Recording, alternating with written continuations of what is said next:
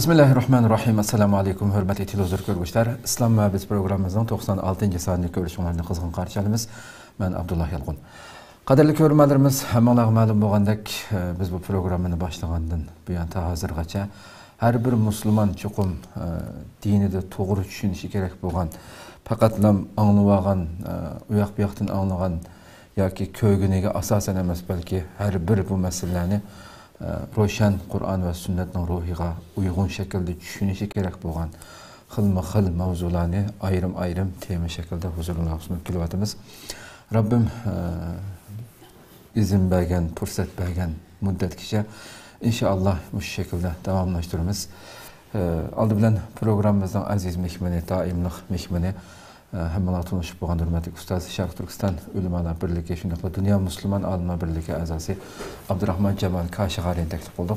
Kıymetli vaktin çıkarıp kadem teşrif kılgalı için köpten rahmet edin. Rahmet.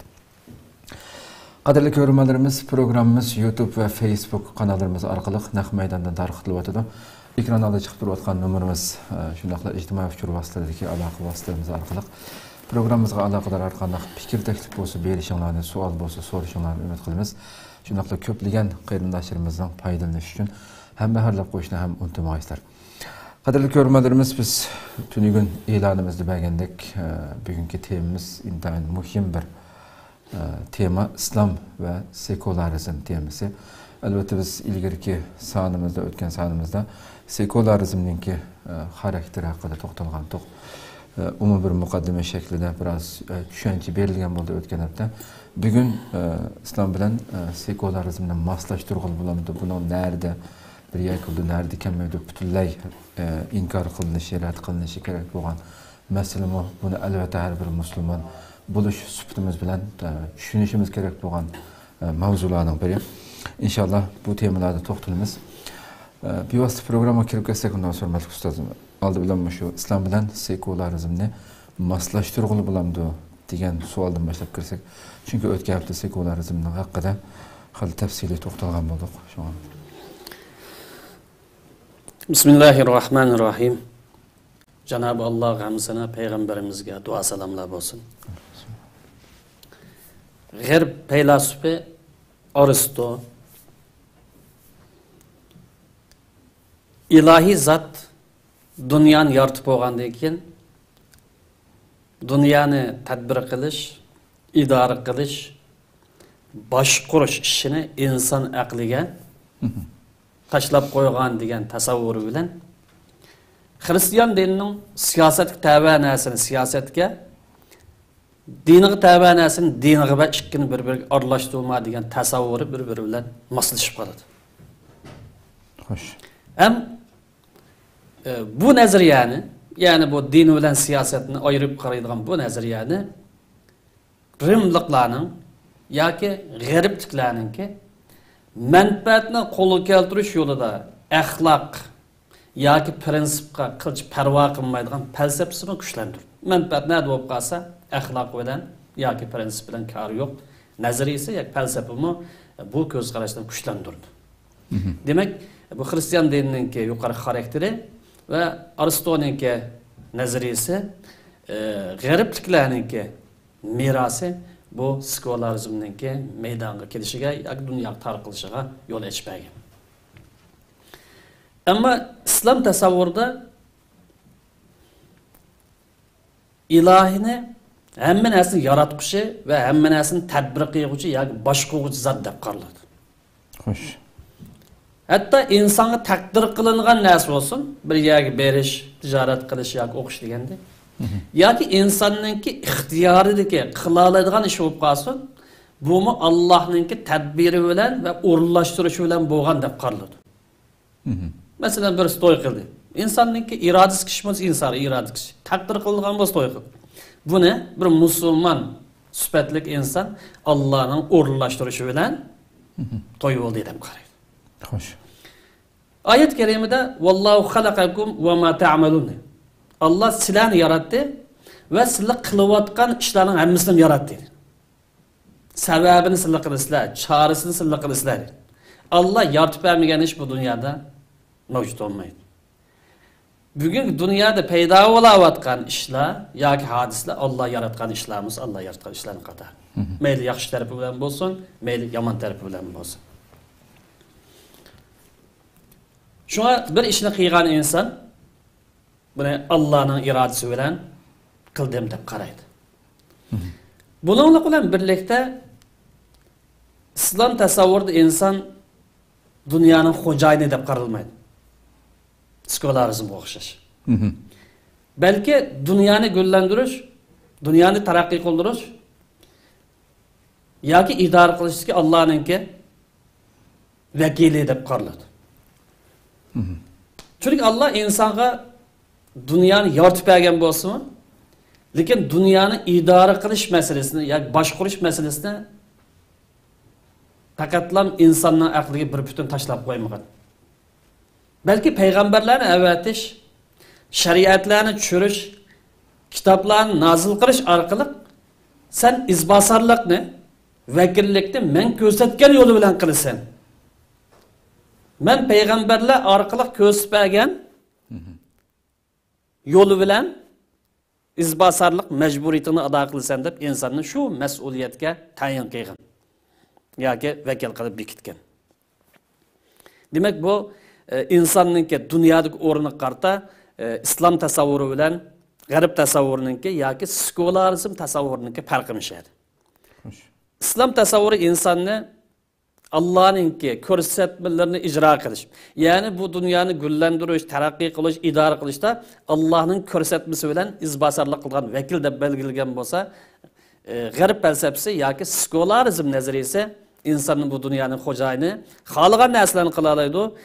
İlahi bir vahiyga yoki Alloh tarafdan kelgan bir ko'rsatmaga ehtiyoj yo'q. Xohlagan cheksiz imkoniyatga ya cheksiz qudratga ega maxluq deb qaraydi. Bu nuqtadan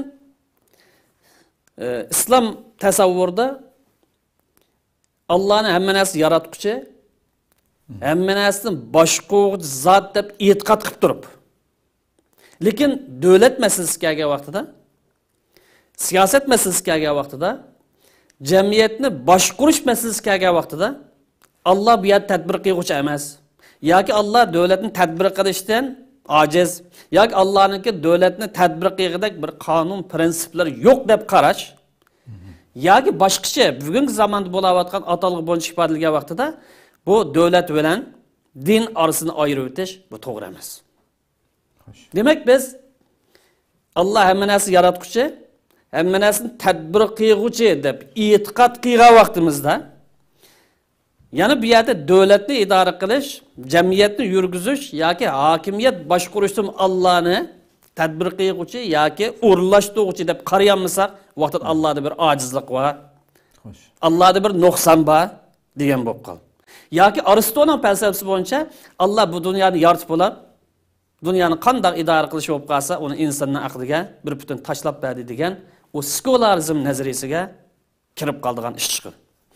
Uning ustiga islomningki prinsiplari, qimmat qarashlari, tasavvurlar qarasak, bu din bilan siyosatni yoki islom bilan davlatni ayirib qaraydigan bu sekularizm ideyasini qabul qilmaydi. Islomning hech qanday bir prinsipi yoki aqidasi buni qabul qilmaydi. Bu nuqtani obdan bilish lozim. Demak, islom dunyo qarash masalasida sekularizmdan alohida farqli. Chunki islom qonuniy manba jihati Qur'on bilan sunnatni qonunning manbasi deb qaraydi. Hamda davlatni qonun asosida idora qiladi. Hamda bu davlatga hokim bo'lgan shaxsni kim bo'lishidan qat'iy nazar, buni millatning irodasi bilan tanlanadigan madaniy davlat deb qaraydi. Davlatning manbasi Qur'on sunnatdan iborat qonun manbasi, ammo davlatning tuzumi madaniy tuzum. Ya'ni madaniy tuzum degan davlat qonun asosida idora qilindi, ham bu davlatga rais bo'lgan shaxs millatninki irodasi bilan tanlanib yoki saylanib chiqadi. Shunga bu islom davlatida 4 narsa birlashadi.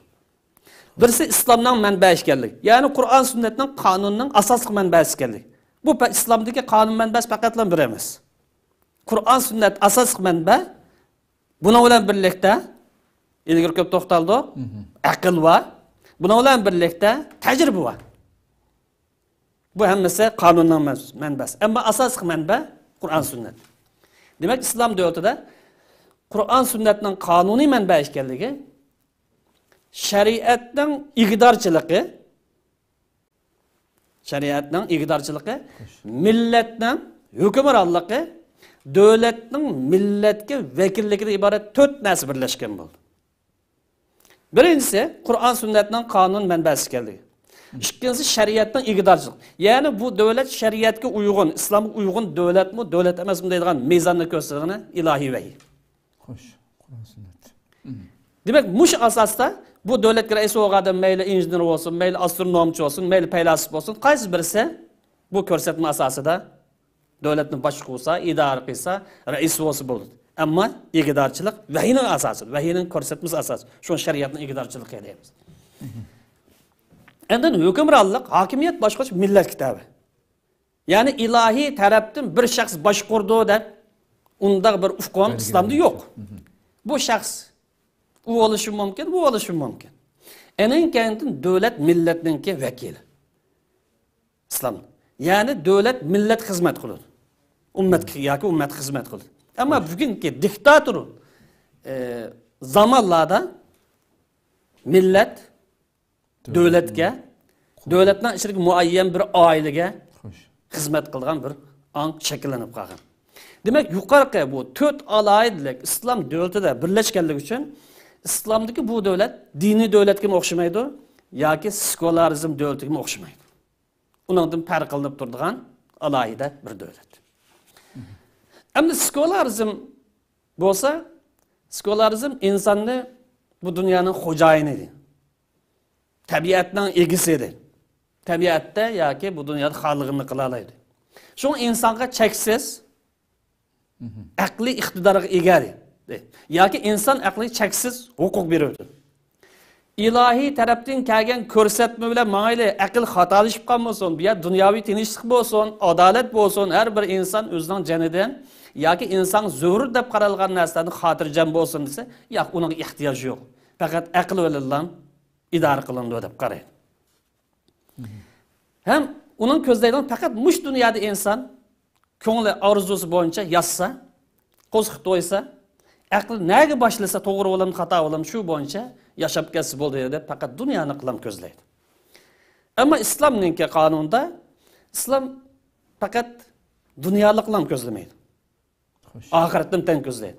Ham bu dunyolikni ko'zlagan vaqtida bu yerda inson talpindigan bir adolat bor. Dunyoning yaxshiligidan bir hurlik, erkinlik bor. Dunyoviy bir tinchlik yoki inson o'zidan bir omon bo'lish tuyg'usi bor va bir xotirjam turmush farovonlikka erishish bor. Mana bu yaxshilikni ko'zlaydi. Oxirat bo'lgan bo'lsa, abadiylik bir hayotda do'zax azobidan saqlanishni ham u yerdami baxt saodatga erishishni xohlaydi. Bu islom bilan sekularizmningki dunyo qarshisidagi oxirat olib boradigan natijalar. Demak, islom dini qonuniy manba jihati bo'lsin yoki prinsip jihati bo'lsin, qimmat qarash jihati bo'lsin yoki metod jihati bo'lsin, sekularizmdan farqlanadi.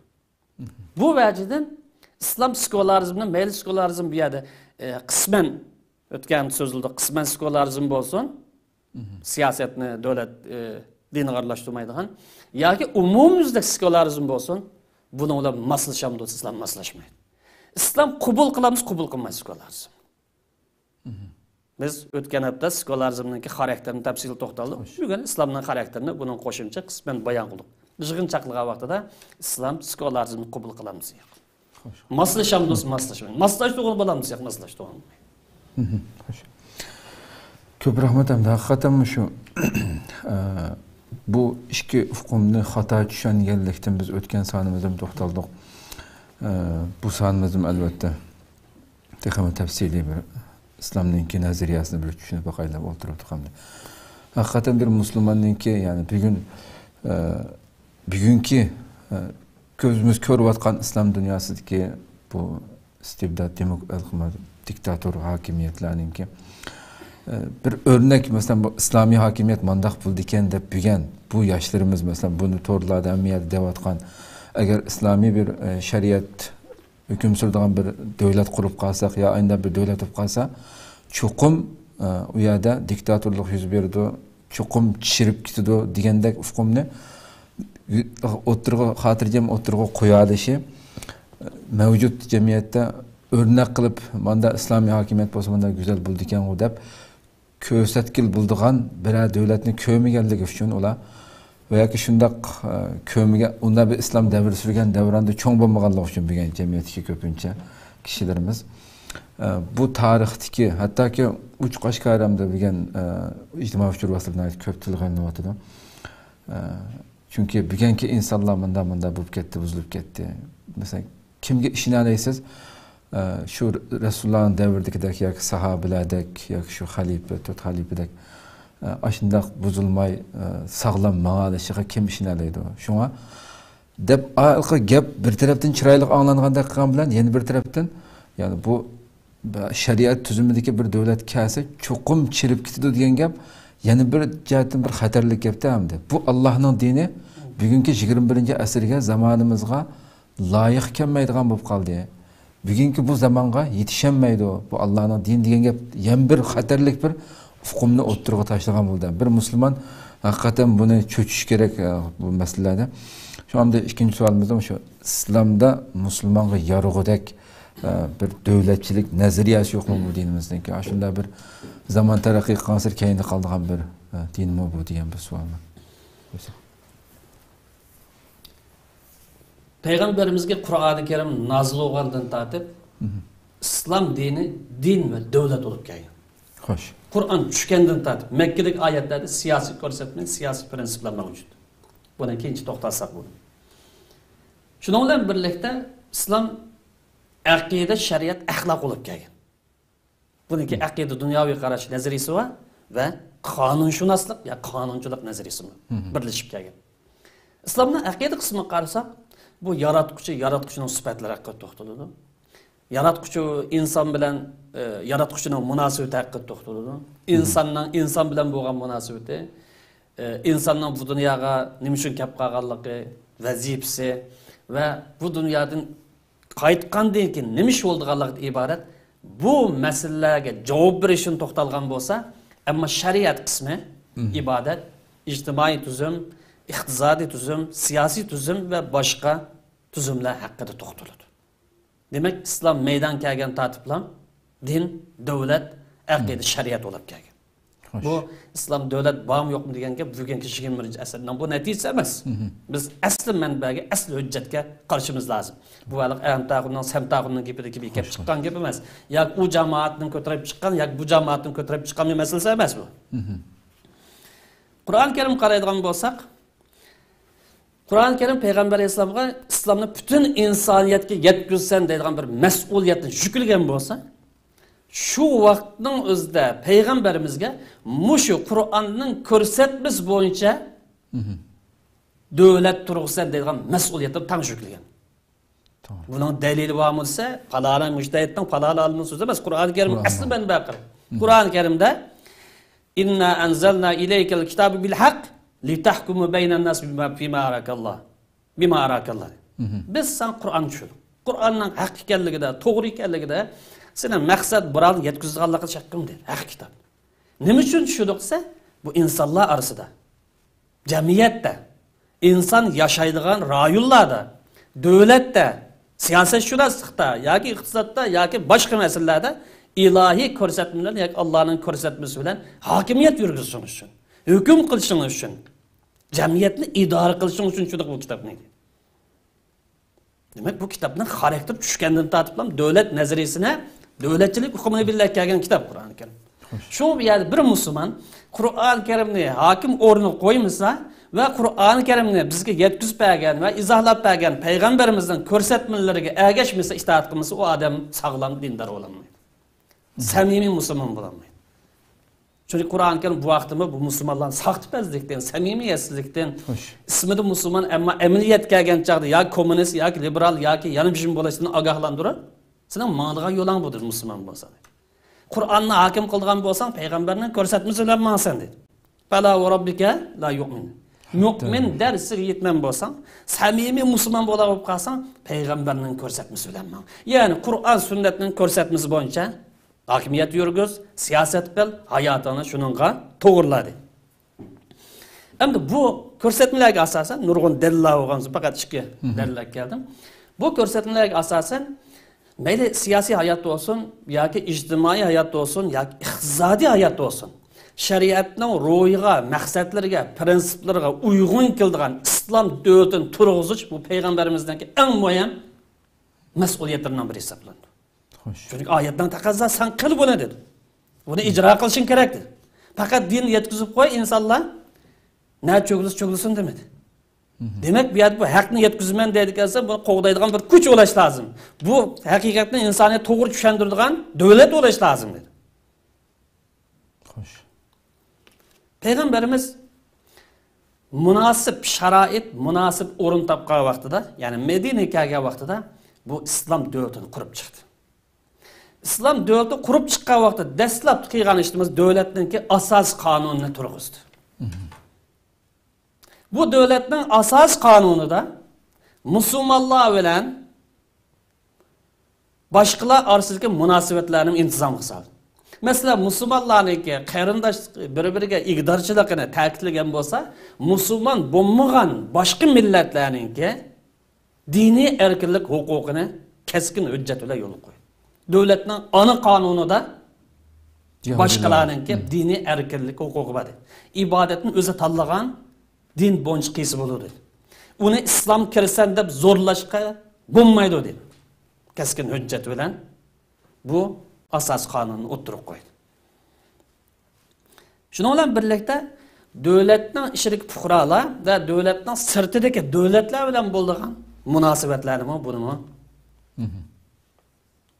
intizom qildi, intizom qildi. Davlat ishidagi har bir fuqaroga, mayli u musulmon bo'lsin yoki musulmon emas, kofirsi bo'lsin, ochiq tilimizda ifodalangan vaqtida huquq majburiyatga ega to'liq vatandoshlik huquqini berdi.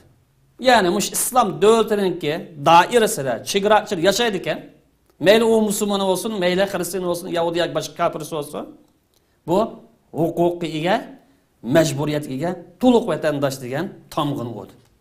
Vatandoshlik falsafasini, vatandoshlik qonuni prinsipini payg'ambarimiz o'z zamonida Madinada buni tatbiqladi. Masalan, Madinada dastlabda tuzilgan davlatning asos qonuni 47 moddadan tarkib topgan. Bu moddalarning ichida bizga muhim bo'lgan hozir misol olishga tegishli bir misolni olaylik. Garchi hammasi bir-biridan muhim bo'lsa-mu. Bu moddalarning ichida shunday bir modda bor. Musulmonlarning dini o'ziga hisob, Yahudlarning dini o'ziga hisob deydi. Ya'ni bu yerda birisi musulmon, birisi kofir.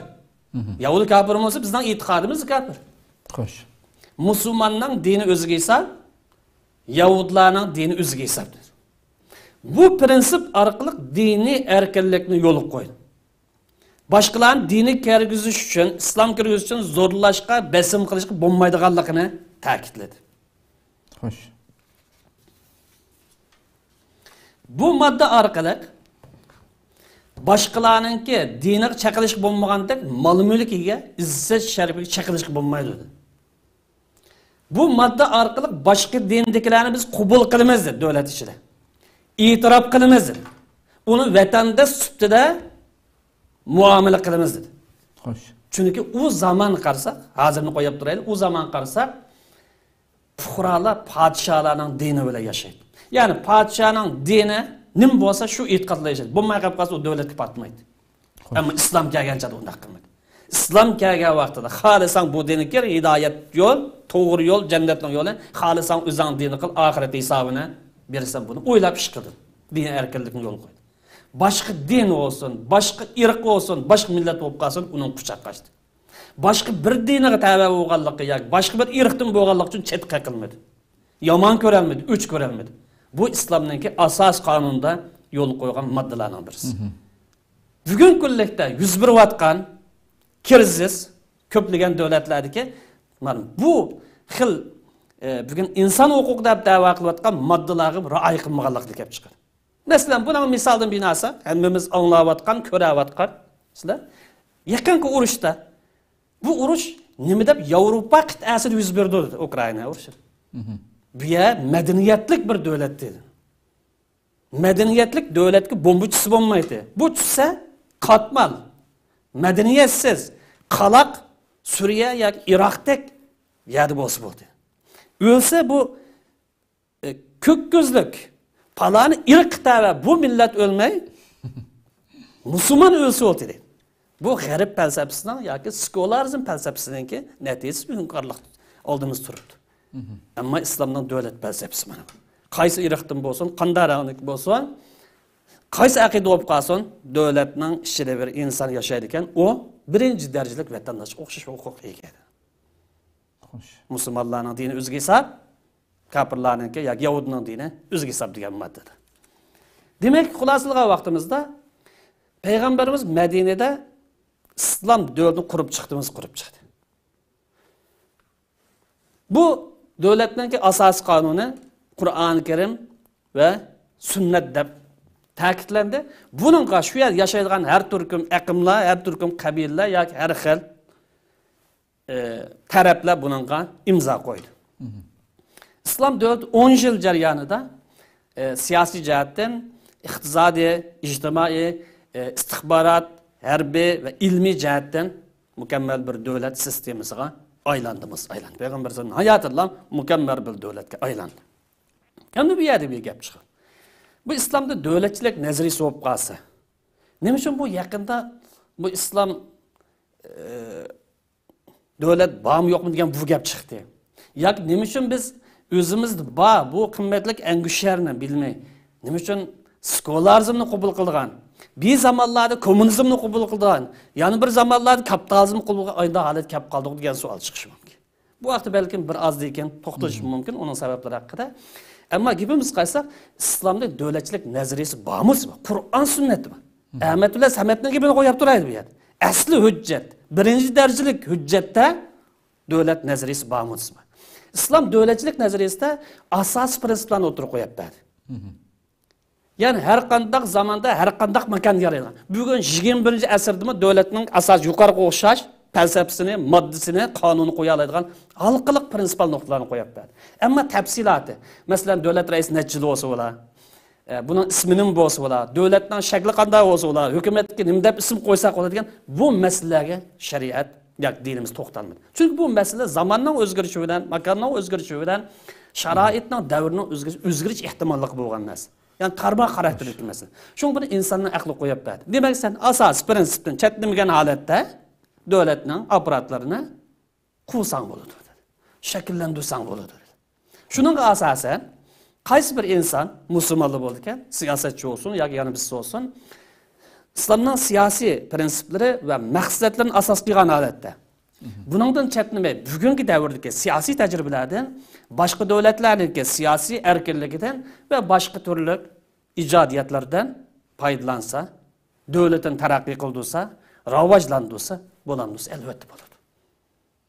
Bu haqda to'xtalsak so'zimiz sal uzrab ketdi. Shunga qarindoshlarning bu haqda bir kitobga ilgirmi to'xtalmagan, hozirgacha to'xtalmadik bu kitobda.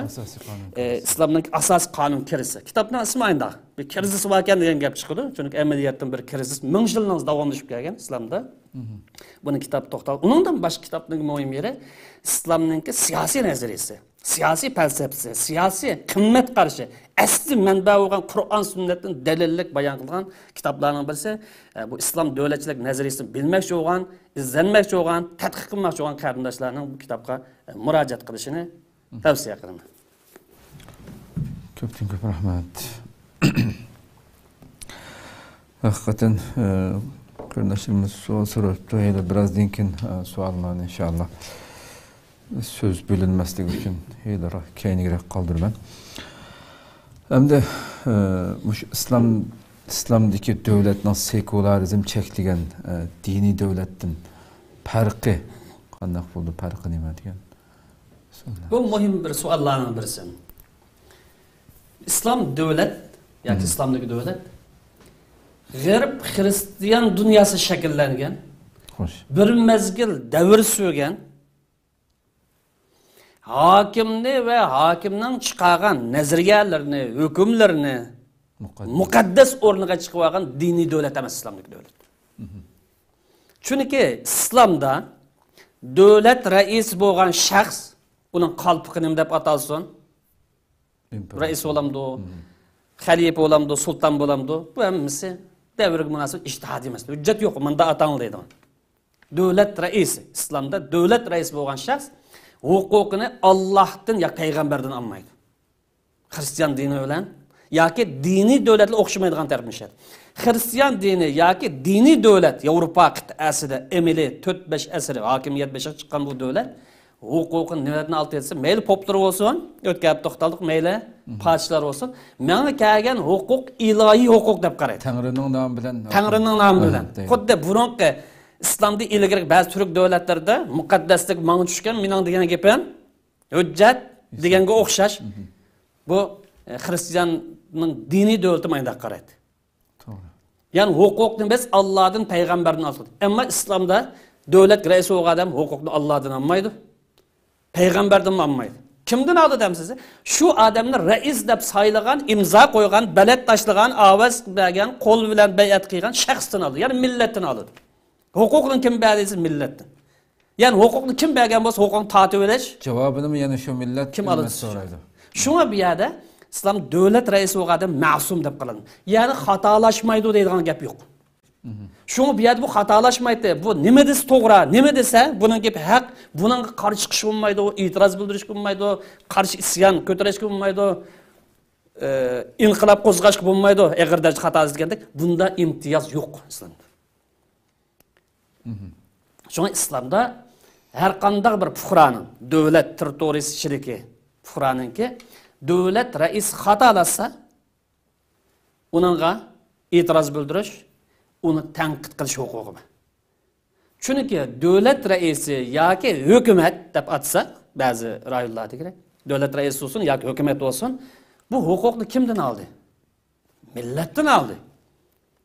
Unda bo'lgan chaqda huquq egasi, asli huquq egasi hukumat emas, bu yerda millat. Unda bo'lgan hukumatdan uni e'tiroz bildirish, tanqid qilish huquqi bormi? Yana bu millatniki davlat raisi saylagan chaqda erkin saylash, besim kuch qilmaslik, tahdid kuch qilmaslik, musodir kuch qilmaslik haqqi bor. Raislarni yoki hukumat a'zolari parlament bo'lsin yoki shahar boshliqlari bo'lsin, buni nazorat qilish, uni hisob qilib agar mas'uliyatini joyida ado qilolmay qolib qolsa, mansibidan millat majlisi orqali yoki parlament orqali ap tashlash huquqim egamiz millatiga. Bu islomdagi davlat nazariyasi bu. Xo'sh. Shuningdek, islomdagi bu davlat, ya'ni diniy davlat o'xshamaydigan yeri Yevropadagi yuz bergandek din kishilarning davlati emas.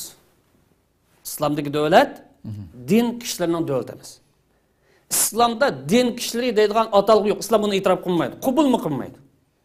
Turkiyada din odamlari deb qo'yilgan din kishilari. Bu sekularizmdan, g'arb falsafasidan, g'arbning ideyaviy hujumdan kelgan bir atalg'i, qabul qilinmaydi. Men musulmon degan odamning o'zi shu soatdan boshlab dindorki u.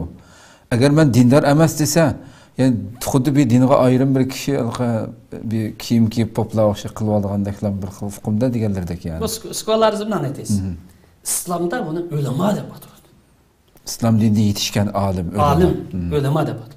Yani İslamdagi bu olimning, ulamaning xarakteri to'g'ri qilish ehtimalim bor, xato qilish ehtimalim bor bir inson. Albatta. Yani alim bo'lsa muqaddas emas uning gaplaridan amasi. Xristian deydi o'pqas, poplarning so'zi muqaddas, chaqilish bo'lmaydi, e'tiroz bildirish bo'lmaydi. Ya agar e'tiroz bildirib qaz ya do'zaxga yoki jannatga soladi. Bu yerda islomda olimning undan huquqi yo'q. Faqat ilohiy va Qur'on sunnatning to'g'risi bor, xatosi bor.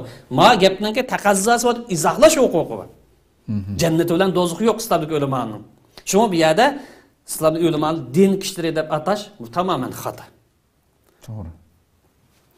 Şuna İslam'da Hristiyan dinindeki din adamlarınınki hakimiyeti olgandek İslam'da ulemanın onda hakimiyeti yok. Şuna Kur'an sünnetini bizden menbeimiz olgan, ilahi vahiy olgan Kur'an sünnetini izahlaş yoki tafsir qilish huquqi muayyan tabqiq xos emas. Muayyan sallikaga odamlar xos emas. Kim bu salohiyatga ega bo'lsa, kim tafsir qilish, izohlash mahoratiga, vositalarga, qoidasiga ega bo'lsa, mayli tabib bo'lsin, doktor bo'lsin, injener bo'lsin, astronomchi bo'lsin, siyosatchi bo'lsin, falsafchi bo'lsin, izohlash huquqiga ega islom. Ammo din davlati deb atalgan xristian dinda o'lning kitibini izohlash huquqi faqatla poplar xas. Islomda unday narsa yo'q.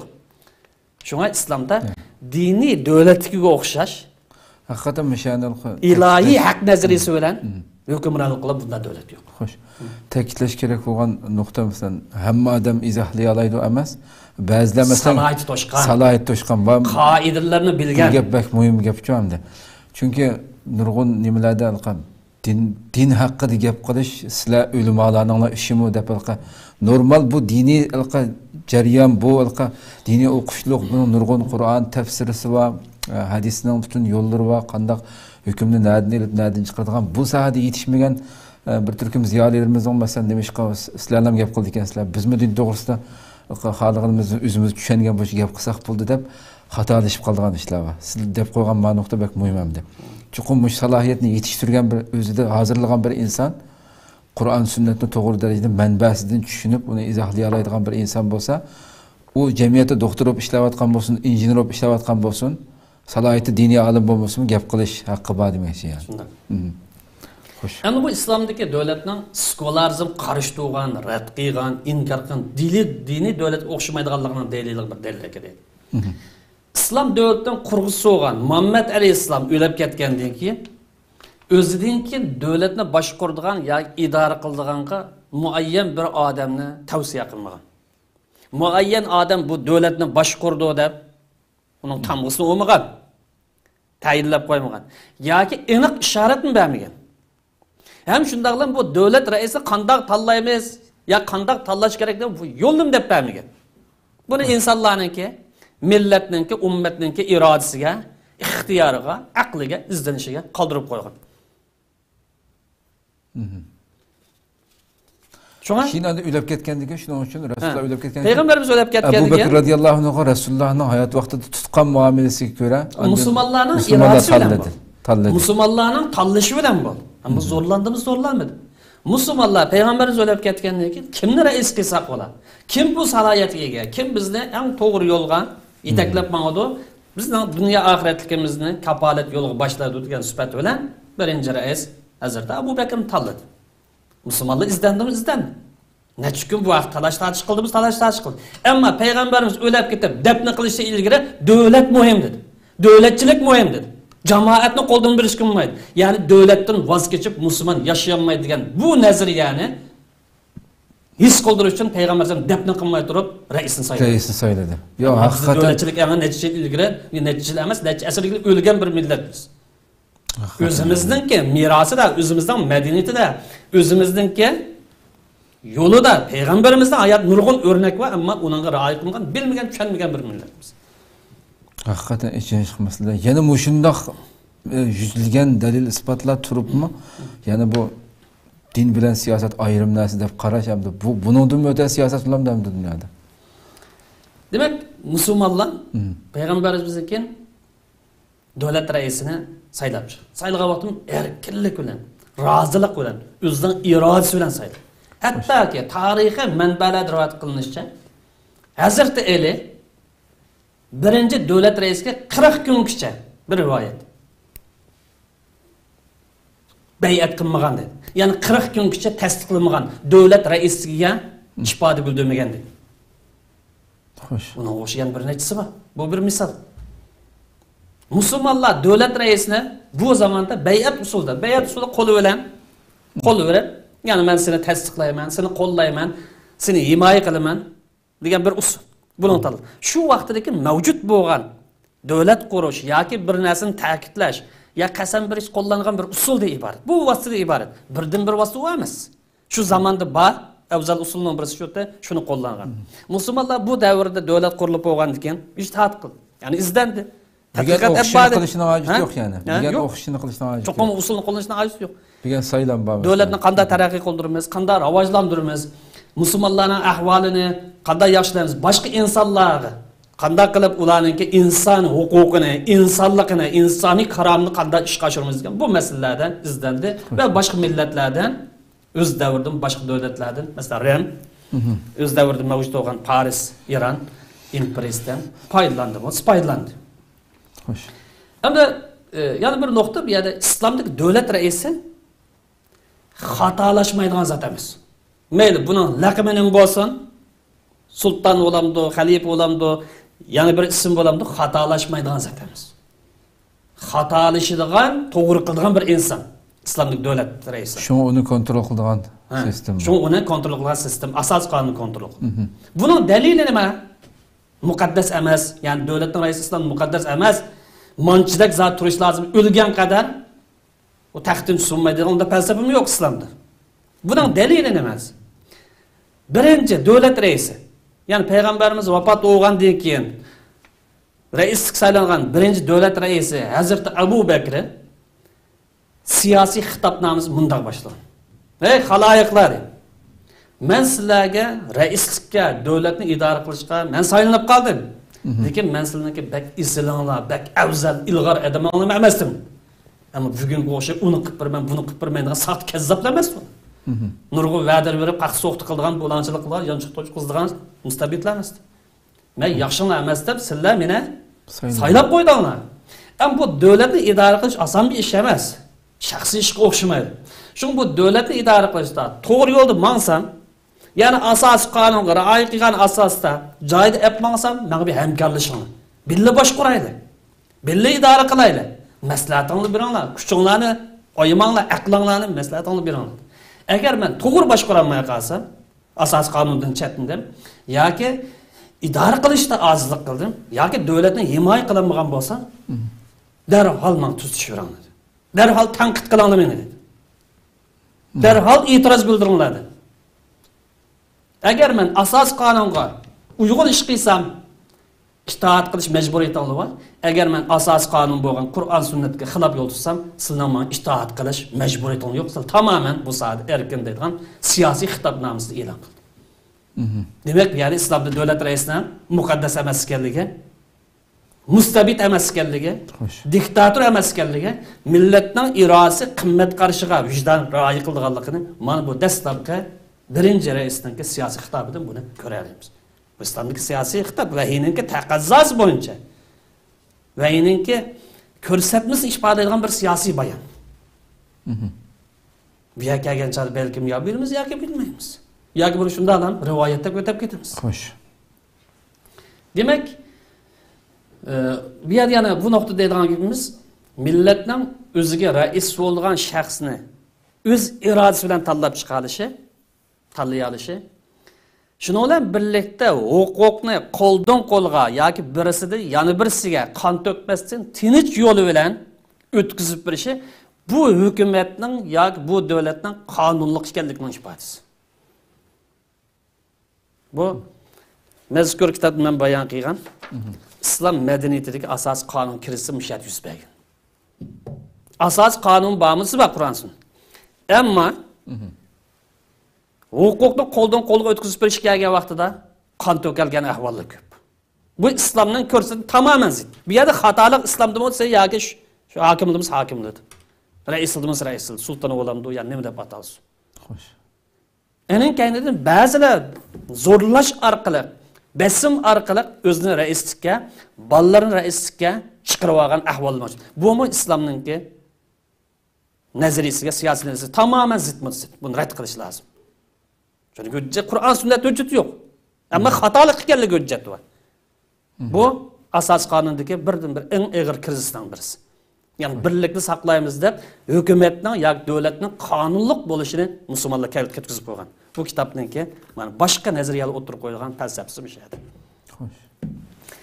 Hamda bu yuqorqi masala, ya'ni millatning o'ziga hokim bo'lgan odamning o'zining irodasi bilan saylishi va huquqni qo'ldan qo'lga tinch o'tkazib berishi, qon to'kmasligi, ichki qalaymaqonchilik paydo qilmasligi bu siyasi erkinlik olup bugünkü zamanda nima deb atılyapti bu haqiqiy demokratiya deb atılyapti. Bu İslamda aslida asas, bağımız asas var. İslam buyurgan işimiz buyurgan iş. Çünkü İslam'daki hukuk meselesi, yoki mansab meselesi bu sharaf meselesi emas. Xo'sh. Mas'uliyet meselesi. Hisoboti var bir mesele. Şunu bir yerde bu işning hüddisi birinci raisimizga o'xshash Hazrat Abu Bakrga o'ylagan odamni bu mas'uliyat deb qaraydi. Bundan qachon bo'lib qolsa boshqalar o'tkazib bersam bu mas'uliyatdan men chiqsam yaxshi deb qaraydi. Shu. Ammo diktator, mustabid yanımız bo'lib qolsa, u yanchiqami bilan boshqa ish qaraydi. Bugun demokratiya bor deydi. Islomda asl asosi bor bu nazariyani. Xo'sh. Chunki payg'ambar alayhissalom bizga o'stib, raisning yaxshisi kimsa sizlar rozi bo'ldig'ini edi. İmam deb atagan. Bu raisdan eng nachar kimsa sizning qo'shag'ini yo'q. Kim bilan qo'shi yo'q? Zalim, mustabid, diktator, bo'zaq qildigan, yanchiq o'g'risi yoki bank o'g'risi, buni millatning qo'shi olmaydi. Hamda bu demokratiya atalg'usi chiqdi bu yerda hozir ancha maydonga chiqqan bundan chiqish ehtimoli bo'lgan masala qistirm bir binasida. Men necha qatim dedim, bu demokratiya jiq o'zgargan binasi. Taraqqiy qilib oxir to'xtagan bir yer. Demokratiya bugun kunlikda bu siyosiy erkinlik degan ma'no qo'llanmoqda. Bu aqida sohasidan, ideologiya sohasidan chiqib ketdi. Siyosiy erkinlik degan ma'no qo'llanmoqda. Ham bu demokratiya atalg'usi bugun kunlikda diktatorlarga va mustabidlarga qarshi turishning eng yaxshi bir chorasi deb qaralmoqda.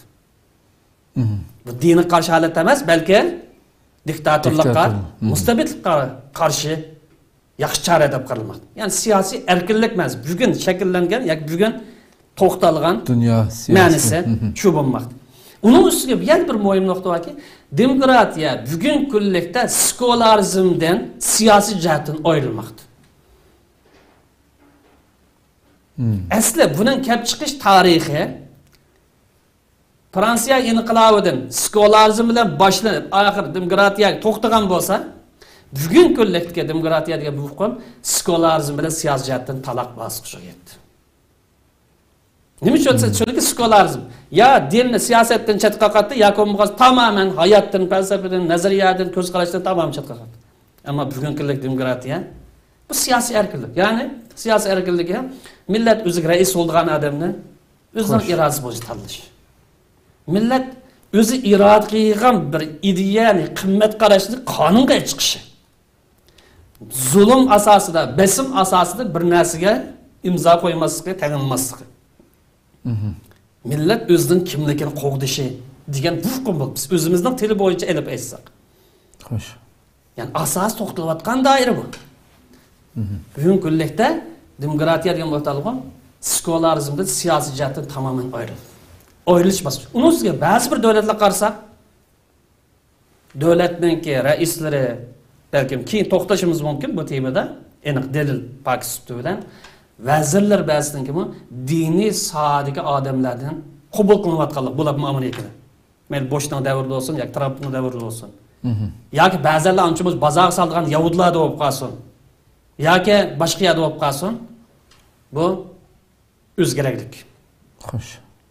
Ya'ni bu sekularizm bilan bo'lgan munosabati siyosiy jihatdan ayriladi. Bu nuqtani obdan diqqat qilish lozim. Shunga demokratik davlat qursak oldi deydiganlar kim bo'lsin, bu davlatni qurmoqchi bo'lib qolsa, dastlabda bu millatninki aqidasiga, kimligiga, bir qimmat qarishiga, irodasiga rioya qilib turib demokratik davlat qursa, aqlga uyg'un ish qilgan bo'ldi va siyosiy ongga ega bo'lgan bo'ldi. Xo'sh. Demokratik davlat quramiz. Lekin millatning aqidasiga rioya qilmaydi, qimmat qarishiga rioya qilmaydi, kimligiga rioya qilmaydi. Millatninki irodasiga zid yo'l tutadi. Kimligiga aql zid yo'l tutadi. Bu insonda na aql va na siyosiy ong. Xo'sh. U maqsadiga boshlan mag'lub bo'lgan, yo'ldan yerimiga bormay turib to'xtab qolgan bir inson. O siyosiy ong yo'q, uning siyosiy aqli yo'q. Shunga deymizki, bu demokratik davlat qurish uchun ba'zilar so'zlayotgandek sekular bo'lish shart emas. Sekular bo'lish ehtiyoj emas. Hammadan muhimi sekular bo'lish bizning e'tiqodimizda, bizning dinimiz tamoman xato, faqat to'g'ri emas. Demokratik davlat qilsam, millatning irodasiga, aqidasiga, qimmat qarishiga rioya qiladigan demokratik davlat. Bu millatning bir aqidasi va kimligi va madaniyati va tarixi va tili va sen bir narsa o'ylaysan, millat imzo qilamdi, qilmamdi, xolamdi, xolamdi. Millatning tanlashi bilan bo'ladi bu davlat. Albatta. Bu yerda bu demokrat bunda bir davlat qurishda skolar bo'lishdan, skolarizmni tashabbus qilishdan sharti yo'q, hojati yo'q. Chunki bu ish tagidan tortib aqidimiz xato, shart emas. Bugungi dunyoda ehtiyoj emas. Ham shundaqlam ba'zilar bozor solayotganda biz Xitoy tajovuzchilardan mustaqil bo'lishimiz uchun burundan ta'kidlab bergan bizning aqid prinsipimiz mustaqillik. Boshqalar bugungi kunlikda yani bugungi kunda 20-asrda, yani 20-yilda ya 21-da o'ttirib chiqarib bozor so'm deb hukm emas bu. Burundan ta'tib bizning aqidimiz mustaqillik. Bizning hayotimiz bu. Bizning nazariyamiz, bizning yo'limiz bu. Xo'sh. Bu boshqa yaqinda o'ttirib chiqarib qilgan narsa emas bu. Demak, bu yerda bu mustaqillik erishish uchun skolar bo'lish shart emas bugungi dunyo falsafasi. Ya dinsiz bo'lish shart emas, ya xristian bo'lishmi shart emas. Bu vaqt yani keyin bir az to'xtalish mumkin. Keyingi vaqtlarda. Xo'sh. Mustaqillik erishishdan skolar davlat qurish bilan hech qanday munosabati yo'q. Agar siyosatni bildigan bo'lsa, siyosatni tushunadigan bo'lsa, millatni birlashtiradigan, millatni hamkorlashtiradigan bir siyosiy onga ega bo'lgan bo'lsa, skolar davlat qurishning hech qanday ehtiyoji yo'q. Xo'sh. Shunga skolarizmchilar meyli o'ngchisi olsun, meyli solchisi olsun, biron ikki xil va. Rosmiy skolar davlati ko'ryapmiz ahvolini, g'arbning skolarizm qimmatini maydonda ifodalab bir tarafidan. Şu skolarizmchilar bu musulmon millatning kimligi, qimmat qarashi, aqidasi va islomiy davlatchilik nazariyasiga hurmat qilishi. Xo'sh. Rast demokrat bo'lib qolsa, bularninki siyosiy jihatga, axloqiy jihatga va demokrat jihatga eng aqalli majburiyat hisoblanadi. Agar demokrat bo'lsa. Yo'q, mushtaqligimiz qilgan deb qolsa, demokratiya mustabid diktator skolarizmninki eng radikal namunasini maydonga chiqqan bo'ldi. Xo'sh. Gapim Ko'p rahmat. Haqiqatan insonninki yani musulmon kimligini davomliq yani oldingi planda qo'yishi, birisiga bir millatga lider rahbar bo'lmoqchi, uni boshlab bormoqchi bo'lganlarning qancha diqqat qilishi kerak bo'lgan masala ekanligi chiqib turdi.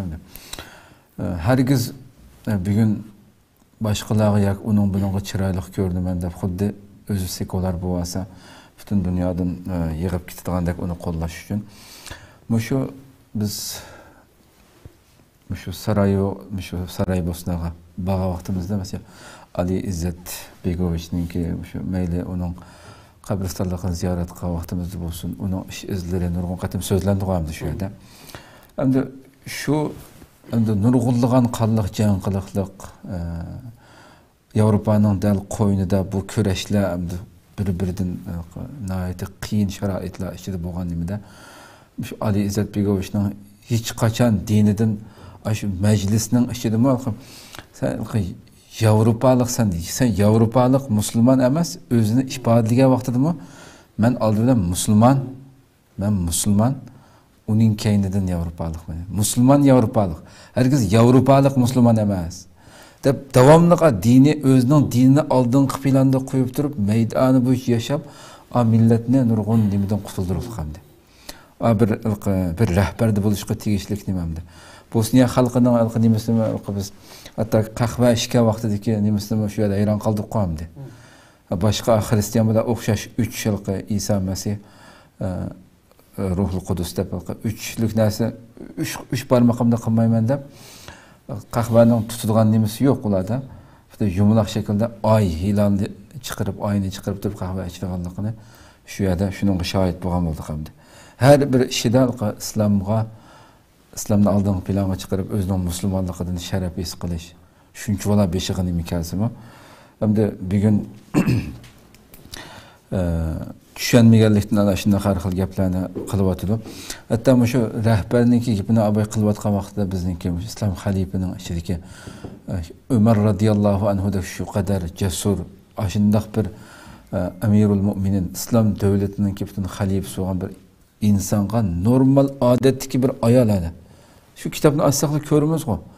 Bir normal bir Müslümanlarning bir ayol bu bu ayollarning mehrini biraz devletning rais bo'lish bilan bir mehrini biraz qimmat qilmay bir buni tushunsak deb shu fikrni o'tirg'i qo'ygan vaqtida davlatning raisi normal musulmonlarning ichidagi bir ayol chiqib sen kim o'san Alloh va rasuli bekitmagan ishqi sening u tushirayli qilib chiqiraydigan nima qilma degan ekan shu hamon so'zni yandiki hatta ikki tal kiyim chiqib qolganda o'g'liga bir narsa qo'yib kiyim taqsim qilingan vaqtidami sana biz itoat qilmaymiz deb davlatning raisiga dedi chunki sen hammasiga birdan taqib sendan nima ishqa ikki tal va deganda shu hamon o'g'lini chaqirib kelib uning o'g'liga taqsim qilingan narsa ekanligini dedi bu dunyoda degan kim ko'rsatadi bunday bir adolat sistemasini degan hayron qilayotgan insonlar bu tuzumlarga o'zining qo'lidagi angushlarni ko'rmasdan boshqalarning qo'lidagi abjig'i chiqib ketay degan narsa degan gul ko'rinib ketganmidi haqiqatan inson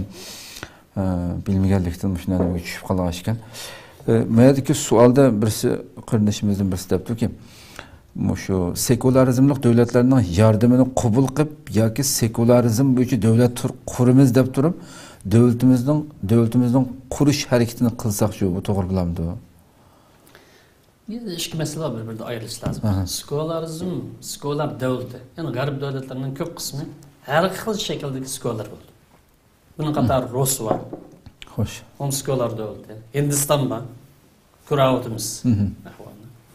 Fransiya va Angliya va Amerika, Latin Amerika farqli holatda bir xil tatbiqlanmagan ilgari to'xtaldi.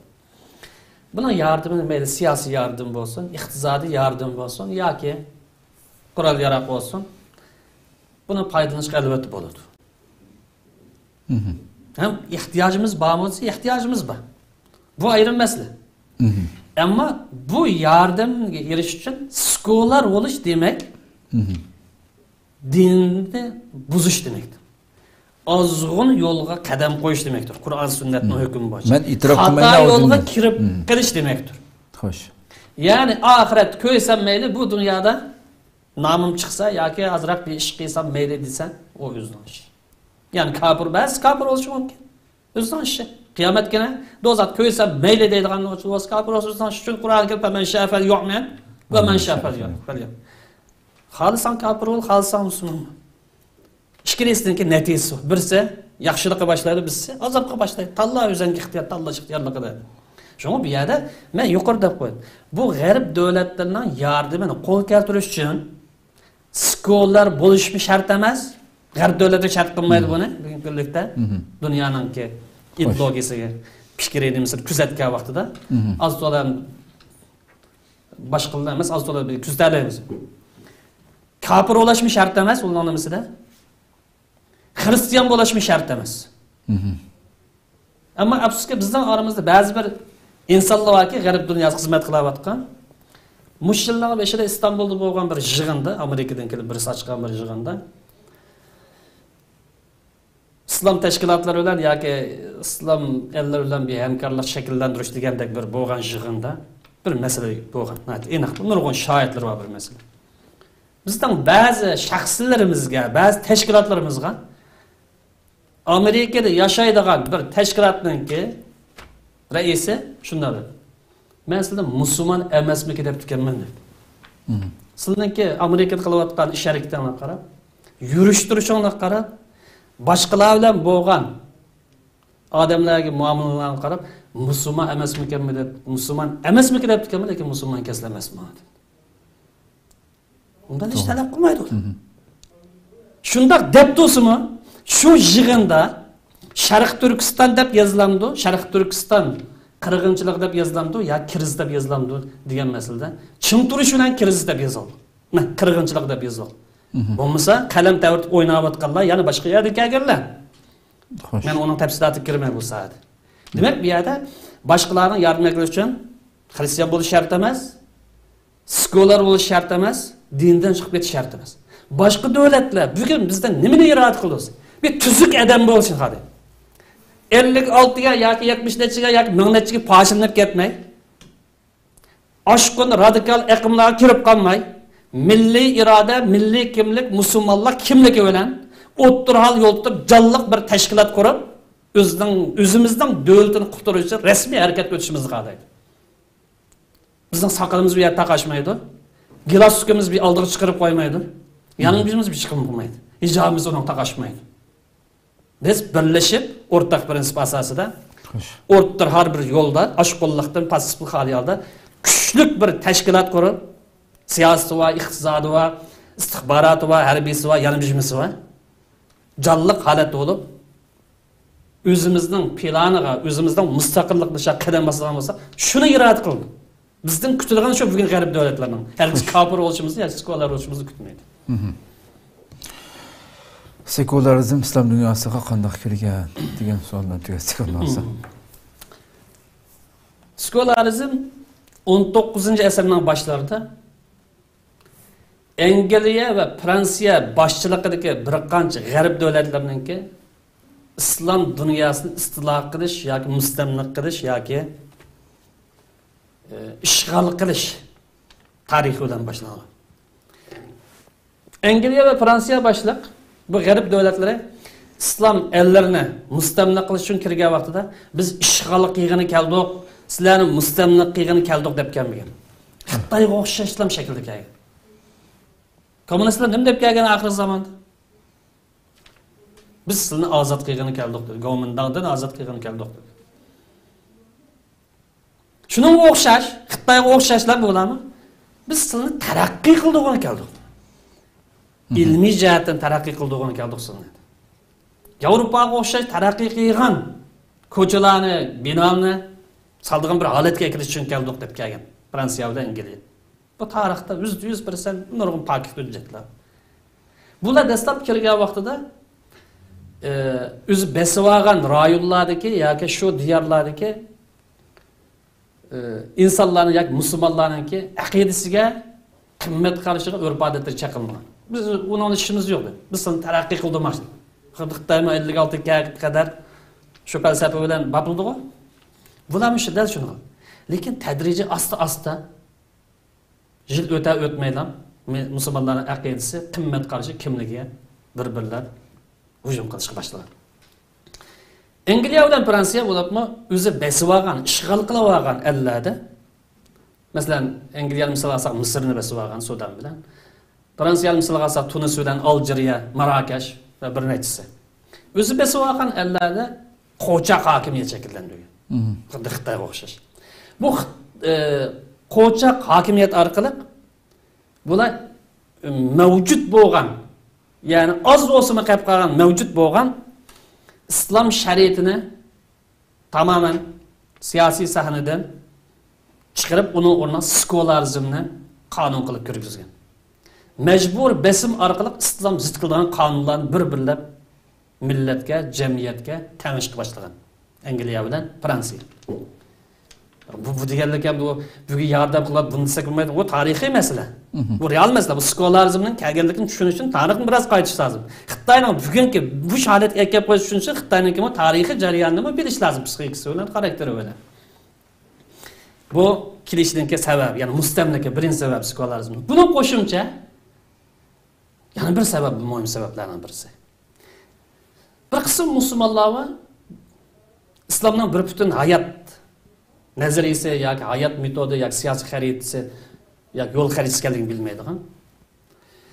Mustamlikiningki ideyasiga uchragan, xuddi Xitoylarningki ideyasi bilan zararlangan bir qism ziyolilar islomga dushmanlik qilayotganda, milliy kimligimizni ziyonkashlayotganda, Angliya bilan Fransiyaningki mustamlika sekularizm ideyasiga duch kelgan ziyolilarmi dal shu aqimga kirgan. Birisi islomdan bir butun tushunmagan, mustamlikiningki ideya hujumiga duch kelgan, ham bu iymon degan faqatla masjidga kirgan vaqtimizda og'idi. Kallamiz deb qo'ysak bo'ldi, buningki siyosat bilan, falsafa bilan, dunyo qarashi bilan davlatla aloqasi yo'q deb qaraydigan bir qism ziyolilar sekularizm nazariyasida oldinib siyosiy tashkilot, siyosiy harakat, siyosiy faoliyatni asos qilib olgan. Ham biz bu g'arbda taraqqiy qilmoqchi bo'lib qolsak, shunday qilishimiz kerak. Dinni siyosiy maydondan, davlatdan, ma'arifdan, tashviqotdan uni tamamen ajratishimiz lozim deb shuningga tashviq qilgan. Endi bu bir mezgil mayli o'zi mustamlika duch kelgan shu rayonda olsun yoki Parisda olsun yoki Londonda olsun, bu g'aribcha sekularizm ideyasi bilan mensiz jo'yliq yetishtirilganlar, xuddi hozirgi Xitoylarninki kampida ilgirki ma'arif sistemalarida islomga qarshilik, millat qarshilik, turkchilikka qarshilik degan o'xshash. Xo'sh. Men juyib yetishtirgandek bu g'arbniki sekularizm ideyasi mensiz jo'yliq yetishtirilgan bu yoshlar. Islomni to'g'ri tushunmagan ve bir bütün kimligidan uzoqlashgan bu ziyolilar islomga Hristiyan ko'zi bilan qarab yoki islomga g'aribcha ko'zi bilan qarab bu islomning siyosiy nazariyasi maqcan Hristiyan dinidan farq etmaydi. Xuddi Hristiyan dini davlat bilan siyosat ishi bo'lmagandek bu islomning davlat bilan siyosat bilan ishi yo'q deb qaragan. Shuningdek bular İslam medeniyetiga ve İslam tarihiga bu tarix qarasa mustabidlik bilan to'shab ketibdi. Bu İslamning medeniyetiga qarasa mirasi qarsak balki Hristiyan diniga o'xshash bu ilohiy haq nazariyasi bilan shariat deb hamma gapni o'zining bilan ras qilib ayndaq hukm suygan bo'lishi mumkin deb bu xiyolga bu sapsatiga kirib ketgan. Bu illat mustamlik bilan tang yanma-yan mangan. Chunki mustamlik kirgan chaqda akilti bilimli qobiliyatli odamni chiqarib qo'ymaydi. Balki mengiz yo'yilgan manqurtlarni yetishtirib chiqib, qandaqlik bir yerga mustamlikka putini bostima bir manqurt yetishtirib. Hergiz bu yerda ilg'or fikrlik, o'tkir fikrlik, mustaqil fikr qilgan, o'zining madaniyatiga, kimligiga, tarixiga sodiq odamlarni yetishtirmaydi. Bunaqa biz o'zimiz yashagan, o'zimizning vatani 100% shahid. Tabiiy holda boshqa mustamlikchilarmi dal shu ishni qo'llanadi. Xo'sh. Shunga bular bu ideyasi o'zgarib ketgan, ideyasi jo'yilgan bular. İslam dinimiz Hristiyan diniga o'xshash muomala qilgan. İslamning siyosiy nazariyasi poplarning siyosiy hukmronligiga o'xshash muomala qilgan. Qur'onni Injilga o'xshash deb qaragan. Bu ulamolar gap qilgan bilan aqcha buningmi popdan yoki Hristiyanlik din odamlardan farqi yo'q deb qaraydigan bu holat shakllangan. Nemishqasi buningki ideyasi zarlangan. Buning mingsi jo'yilgan, xuddi bizning kampus jo'yilgandek, Uyg'urlarnikini Xitoylar jo'yatgandek, dal inglizlarning bu usulni, fransuzlarning qo'llangan. Shuningdek, bular bu islomningki davlat boshqarish sistemasi yo'q, jamiyatning taraqqiyotga hech aloqasi yo'q deydigan bu aqlga kirib qolgan. Tabiiy holatda tajovuzchi bir mahkum bir millatningki ruhini izish uchun, ma'naviy jihatdan besi o'tish uchun, izi o'tish uchun dastlab uning aqidasiga hujum qildi, kimligiga hujum qildi. U tutmaydigan muqaddas deb qaragan narsaning qimmatini tushirdi. Chunki bu yer davlat qurman demadi. Bizga tayanmasangiz yashayolmaysizlar deganda Xitoylarmi? Dal bu ingliz bilan fransuz va boshqalarning o'z zamonasida bu sizlarning dininglar davlatchilik nimasi yo'q. Bizda taraqqiy qilolmaysizlar, jamiyatni gullantirgan bunday ish yo'q deb bu mengisini o'limish yo'q. Bu sababdan sekularizm bu ziyolilar sekularizmni bu uyg'unishning taraqqiy qilishning yo'li ekan deb qabul qilgan. Demak, gapimizni xulosalag'an vaqtida sekularizm islom dunyosi birisi mustamlika bilan tajovuzchilik bilan birga kirgan bo'lsa, yana birisi ideya zarlangan, mengiz jo'yilgan bir qism ziyolilarniki vasas orqali kirgan. Mushku yo'ldan kirgan. Ko'pdan ko'p rahmat. Vaqtimizni eshib ketdimiz, tugatsak rahmat olamiz. Qadrli ko'ruvchilarimiz, shuna qilib 96-sonimiz bilan shada oxirlashtirsak, demak, nayati bugun bilan, ya'ni bugungi mush program bilan shu mavzuda 3 bo'lim qilgan bo'ldik. O'tgan qism, uni oldidagisi hammasi shu dinni hayotimizdan, siyosatdan, davlatdan ayirish masalalarini shundan bilan tafsiliy tushungan bo'ldik deb qarayman inshaalloh. Burunqi bo'limlarni ko'rmagan qarindoshlarimiz uni ko'rishini tavsiya qilamiz. Haqiqatan bugunmi dunyoda nurg'ulg'an shu bugun islom dunyosi masalan ba'zi savollarni so'rabdi. Bugungi islom mavjud musulmon davlatlar o'zining davlatini saqlab qolish amalsizlikdan sekularizm bo'ldi. Bugun siyosat shunchalik bir rahimsiz bir nima ekan, buni biroz azroqlan bir o'ylansak, bugun shu demokratiyadan, xalqlarning erkinligidan gap qilayotgan, to'xtamay gap qilgan insonlarmi davlat manfaati, o'zining davlatning manfaati uchun ilgari mustamlik qilib o'zining qo'shinlarini yetishtirgan bo'lsa, bugun u yerga askar turg'izishni mojid qilmaydigan shaklda bugungi shu avloddan avlod qoldigan islom dunyosidagi bu Yani birisini mi göstermemiz demişken hemmisinin yükünü başka yerde.